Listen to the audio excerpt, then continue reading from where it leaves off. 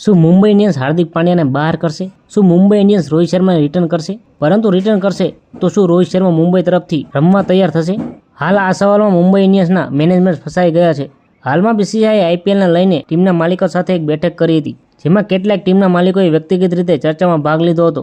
અનેક media report અનુસાર Mumbai Indians તેના કેપ્ટન હાર્દિક પાંડ્યાને રિલીઝ કરવા જઈ રહી છે, કારણ કે આઈપીએલ 2025માં ખેલાડી રિટર્ન કરવાની સંખ્યામાં કોઈપણ પ્રકારનો વધારો નહીં કરવામાં આવે તો જૂના નિયમો પ્રમાણે મુંબઈ ઇન્ડિયન્સ માત્ર 4 ખેલાડીને જ રિટર્ન કરી શકશે, જેમાં વધુમાં વધુ 3 ભારતીય ખેલાડીને રિટર્ન કરી શકાય છે અને 2 ખેલાડી વિદેશી રિટર્ન કરી શકાય છે.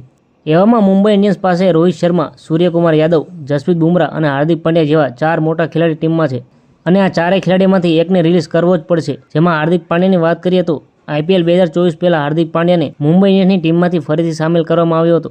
તેને રોહિત શર્મા પાસેથી કેપ્ટનશીપ લીધી હતી. આ ફેરફાર છતાં ટીમ પ્લેઓફમાં જગ્યા બનાવવામાં નિષ્ફળ રહી. હવે એવું લાગી રહ્યું છે કે મુંબઈ ઇન્ડિયન્સ આગામી સિઝન પહેલા હાર્દિક પાંડ્યાને રિલીઝ કરવાનું વિચારી રહી છે.